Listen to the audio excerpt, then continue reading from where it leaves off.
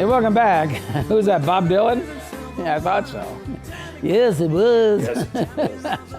Steve Aledort in the house here at loanfinancialplanner.com. Steve, student loans. Can you talk about those? Yeah, and there's another neat new setup that we're able to do. I believe this is through Fannie Mae.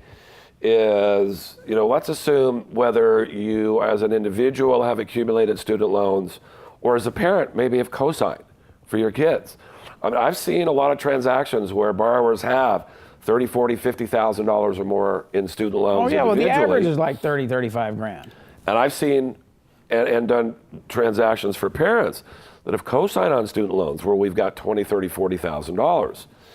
And in order to pay them off, because the student loans are generally, I see interest rates between about 6 and 8%. In the past, if somebody came in and said, all right, I want to get rid of these student loans, I have enough equity in my property, can I do it? Yeah, we could. We could do it as what's called a cash out refinance. Now on a cash out refinance, there are not only more restrictions as far as loan to value, but Fannie and Freddie charge a higher premium to do a cash out transaction versus a rate and term transaction. And based on your credit score, that can mean a difference between 1/8 of a point in rate up to 1/2 a point in rate. Brand new program with Fannie Mae. If you have equity in your property, you're looking to refinance, you've got a number of student loans. As long as we get the detail of the payoff of those student loans and pay them directly, we can go ahead and do your loan, what's called rate and term, and get you the absolute best rate.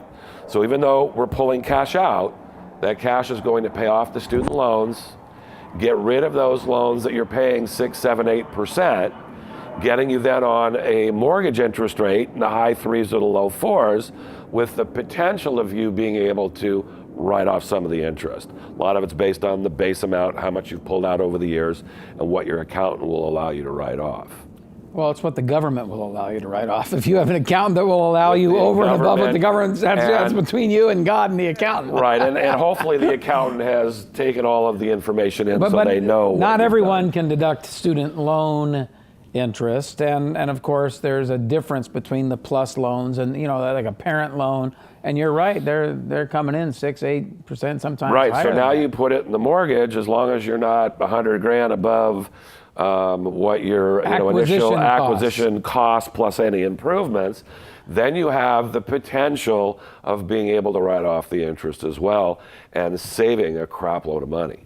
A boatload of money. Boatload of money. We'll just say boatload of money. Okay. Okay, student loans. Steve Aledort, loanfinancialplanner.com. He's got all these tricks up his sleeve.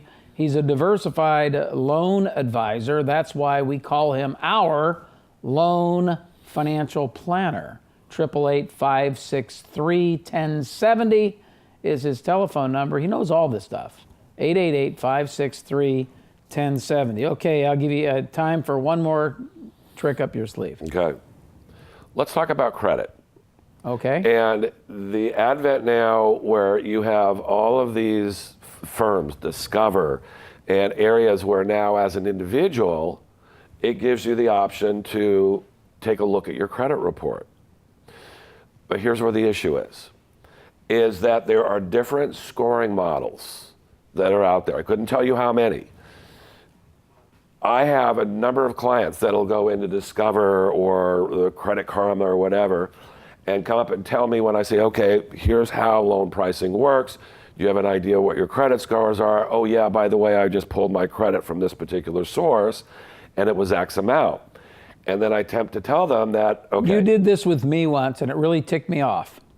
Because I said my credit score, I think it was for my daughter. My daughter's credit score is X and such. Remember that? And you said, oh no, it's not. And I said, well, wait a minute, Credit Karma says, and then you said BS on that. So just to give you an idea, I had a borrower that recently called in, said, oh, here are the scores that I got through Discover. And I said, you know what? It's not the same model that we use in the mortgage business.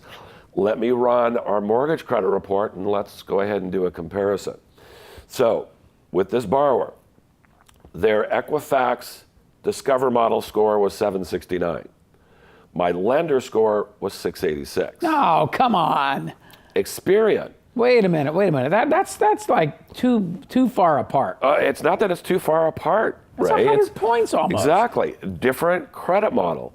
Now, Experian was the same on both the lender credit reports, and that all lenders pull from the same type of source. And then the Discover model was a 743. On TransUnion, Discover was 724, and the lender model was 673. So in the mortgage business, we're required, in most cases on Fannie Freddie loans, to use the mid-credit score. So mid-credit score on my particular credit reports was 686. The Discover model was 743. On a Fannie Freddie loan, there could be a huge difference in pricing between a 686 mid-credit score and a 743. Okay, what's the solution? There is no solution. Realize that when you pull or you get your credit reports from other sources, it's not necessarily the same credit score that's going to be used But isn't in that doing kind a of a mortgage scam loan. then with all these websites that are coming out saying? Not necessarily, because these scores can be used for potential car loans or credit cards. It is frustrating when I talk to a client and they tell me, well, here are my credit scores. And it's like, all right, did you have a lender pull it? Or did you get it from I got it from one of these sources. And it's like, oh God, I know what's going to happen when I pull the credit report. Now, the advantages of having access to your credit is if there is anything being reported incorrectly. Late payments, maybe a judgment pops up. Maybe you see something that's, hey, maybe this is not my credit. Maybe somebody's used my social security number. So those services are good for allowing you to gain access to make sure that everything's clean on your credit. But don't look at those credit scores and think those are the scores that are going to be used if you're looking to do a mortgage loan. What do you know about the Equifax deal?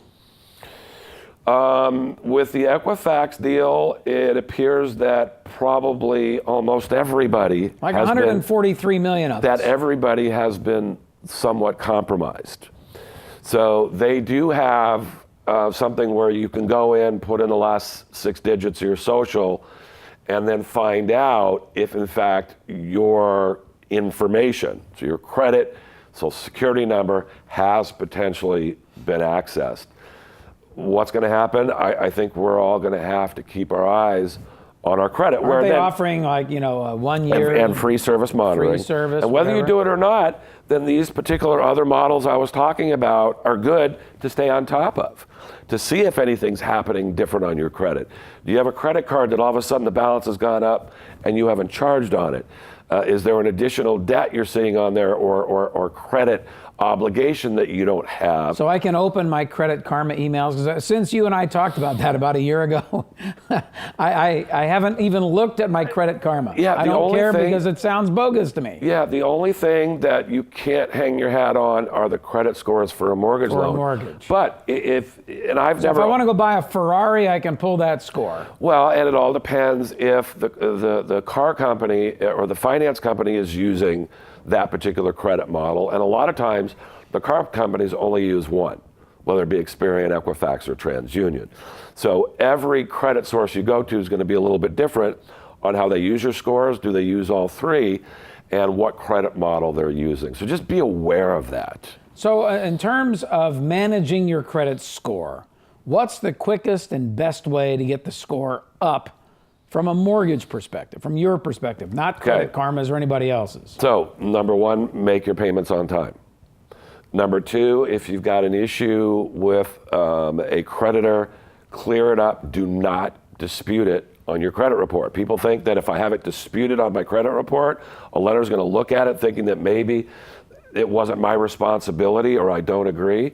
But any dispute that is on a credit report, if there's more than one, generally, you have to get that dispute cleared up before I can close a mortgage loan. I know you made me pay $140 twice because I had already paid it once. Remember that? It was a mortgage years ago. And I disputed it, and you said, Ray, pull out your checkbook right now and write them a check. Yeah, it's so I don't think you paid it time. twice. I think it pissed you off because it was $140 that you shouldn't have been charged.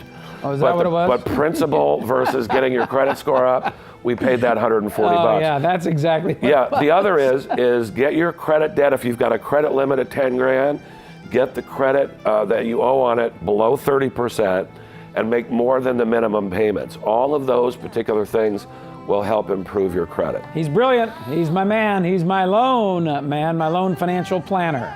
Loanfinancialplanner.com for Steve Aledort. He'll help you get your credit cleared up. He'll help you get a mortgage. He'll help you with a reverse mortgage. He'll help you with your real estate. He's just the best. 888-563-1070, loanfinancialplanner.com. Thank you, Steve. Always a pleasure.